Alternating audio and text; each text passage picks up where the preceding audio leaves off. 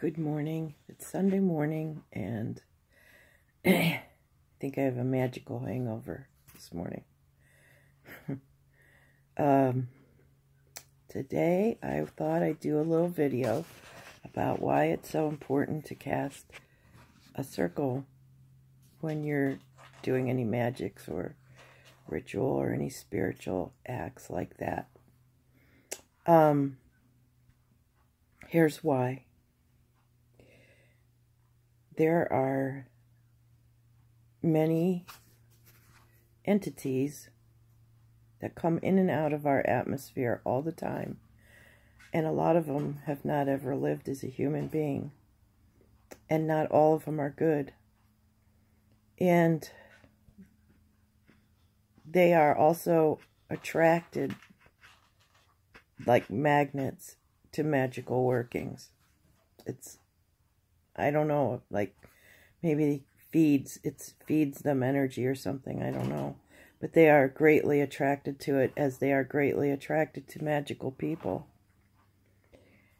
And when I say magical, I'm not talking about Harry Potter or anything like that, or any of the Hollywood kind of magic. Magic is nothing more than the manipulation of energy, which surrounds absolutely everything on our planet. And energy interacts with us all and each other. We pass energy back and forth to each other all the time. And not everybody's aware of that. And definitely magical people are, because most magical people understand that energy is around everything, and that magic is nothing more than the manipulation of energy and using it for your purpose. So your purpose should be good, because energy travels in that energy circle. And so if you put something out that's good, you get good in return. And if you put something out that's negative, you get negative in return.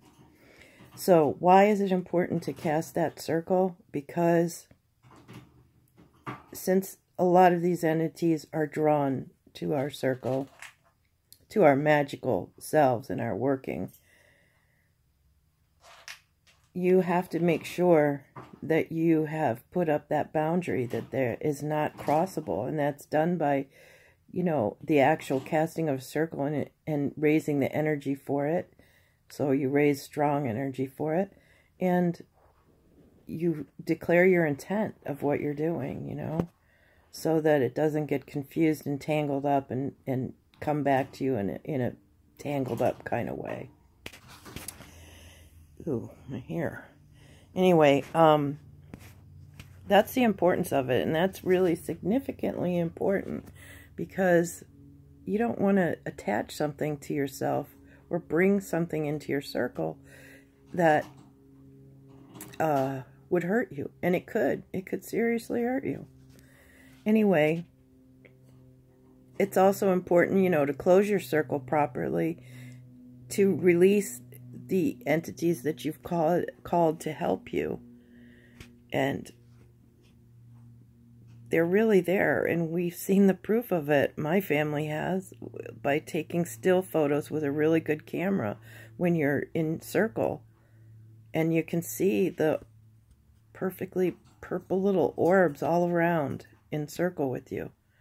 And it's amazing, because it's that confirmation that it's actually real. And I'm not talking about taking pictures of your working, because that's not a good idea. But being in circle when you're done and you're just relaxing in circle, taking pictures is okay. But anyway, cast that circle, folks, because you don't want to hurt yourself, and you could by not practicing correctly. It's always very important to call, the proper entities to you, the elementals, when you call the quarters, your spirit guides, your kindred, what loves you and helps you. And that helps protect you from the other things that are drawn to magical workings. They're lurking outside your circle, looking for an opportunity to take advantage of it. So, and you know, when you're dismissing everything that has been drawn to you and dismissing it away from your atmosphere. And that's the importance of it. And it's really, really, really important.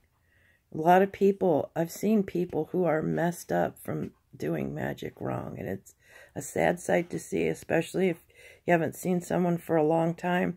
And then you see them and you've been around them a little bit and you realize what they're doing to themselves. And you see the before and the after, like the change that happens over time from somebody who's caught up in that. And it's just terrible. It's sad and dark. Dark belongs with light, you know, but dark and light need to be balanced. There's as much call for dark magic as there is for light magic, but you better be using it for the right thing, and you better be using it in the right way. And that means education, study, you know, research, making sure you know what you're doing and you're doing it in a correct way. And I guess it's up to you to determine what's the correct way, because that's personal to everybody.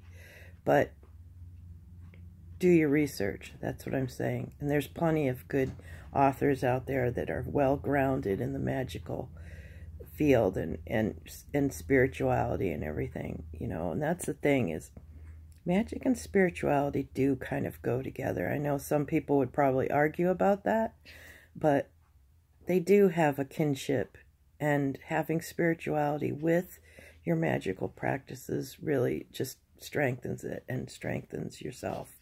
Because I've seen people who are spiritually dead, and it's not pretty. Not pretty at all. Anyway, that's my little video for today. I hope it helps someone out there. And have a good Sunday, and see you tomorrow for Card of the Week Monday. Be drawing a card from the Wisdom Well to see what that brings for the week. Okay, bye.